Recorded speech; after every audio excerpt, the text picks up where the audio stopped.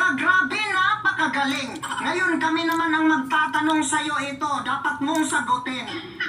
Kung masama pala ang taong ito, bakit gusto mo siyang makatandim?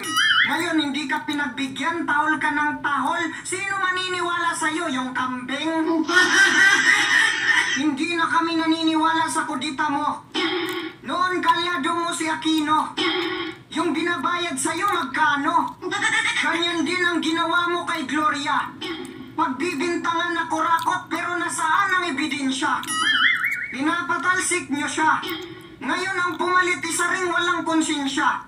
O nasaan ang independensya? Kung kaya palang sirain ng isang tao ang demokrasya.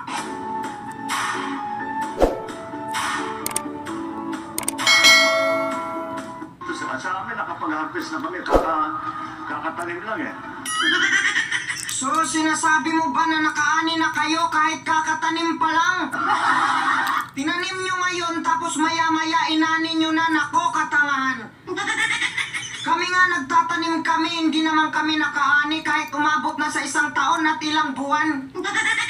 Naka-fentanyl ba to, nako iwan. Yung sinasabi niya, hindi niya alam.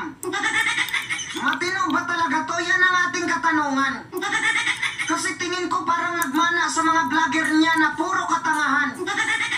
Yung live streamer ni BBM, ang kapal ng labi, parang baboy na puno ng kapangitan. Tapos sasabihin niya, intindihin na lang si Duterte kasi matanda na, wala na sa katinuan. Hoy, hinayupak na vlogger, mahiya ka naman. Si Duterte nga matalinaga magsalita, humanga pati mga kasundaluhan. Yung Pangulo mong pangag, yung sinasabi niya malayo sa katotohanan. Yung mga sinasabi niya mismo, hindi niya maintindihan. Yung gagawin niya, hindi niya alam. Yung mga nagdodroga ngayon, pinapakita pa sa social media, lantaran. Bumalik na naman yung mga nakawan sa daan. Tapos nirip ang mga kababaihan. Yung nalulung sa droga tapos pinatay ang asawa, sa panahon niya yan. O ano ang ginawa niya, di ba wala siyang pakialam? Kaya kahit anong sabihin nyo, Duterte lang sa kalam. Tapos yung sundalong kanin, aso mo pala yan? Wow! Nakakainis naman. Pumunta sa Congress para magbintang. Hindi man lang kinuntimp nitong mga bubong congressman. Huwag kong matalino daw pero mukhang bayaran. Naku, ang layo niyo mag-imbestiga kay Miriam. Pasalamat kayo, hindi ako partilis ng Makata ng Bayan. Sasabihin ko talaga sa inyo, Mr. Chair, ang nais natin dito ay katotohanan. Pero hindi natin yan makakamit kung hindi patas ang mga katanungan. Pwede ba natin malaman sa resource person kung saan niya iniimbento yan? Kasi ako, kaya ko rin gumawa niyan. Kung hindi naman yan galing sa bangko, so paano mo yan papatunayan? Bubong Quadcom, pinapasalita lang ang magdalo para manira ng pangalan. Kapag naglabas ng peking ebidensya ang resource person, wala man lang katanungan. So paano natin maklarify ang katotohanan? Yung hearing nyo parang nagpa-vlog lang. Kapag kaming mga vlogger ang nagsasalita, tanggal ang inyong kayabangan. Sinasabi ng resource person, drug lord ang pamilya na yan.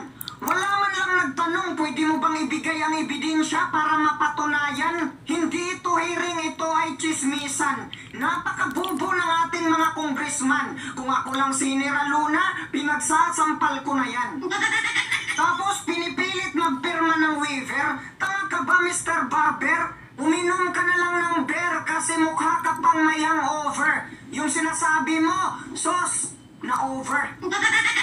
Kung bubuksan ang bangko, bubuksan lahat. Hindi yung buksan lang ang isang tao porke nagsasalita ang taong walang binatbat. Tapos sasabihin ng mga bobo, pirmahan mo na lang ang waiver kung wala kang tinatago. Putang ina, kahit abogado pa ang tanungin mo, yung nag-aakusa dapat ang magpapatunay. Kasi yung inaakusahan, ang gagawin lang niyan, maghintay.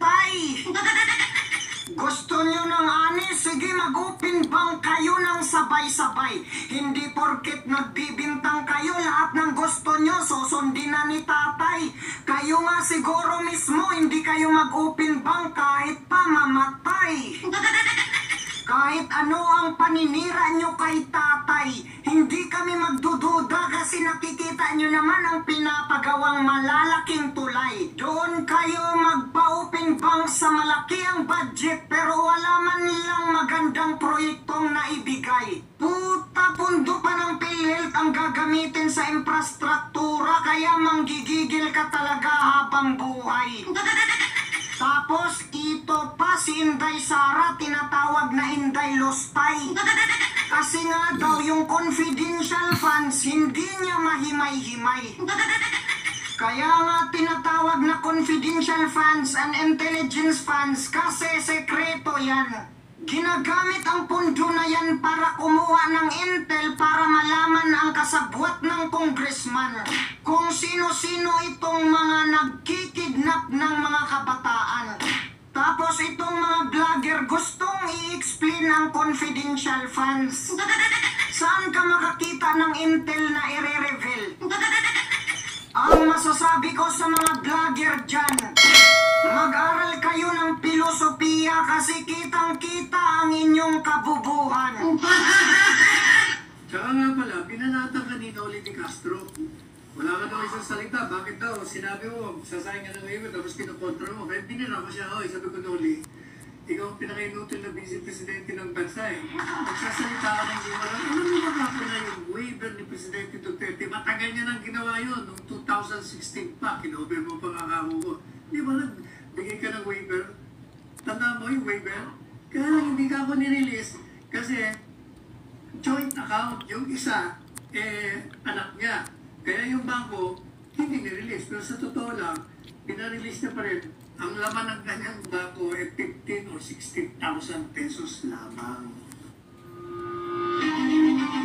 Kung sa tingin ninyo na may violate na batas yung isa ninyong resource person, bakit hindi ninyo sinight in contempt?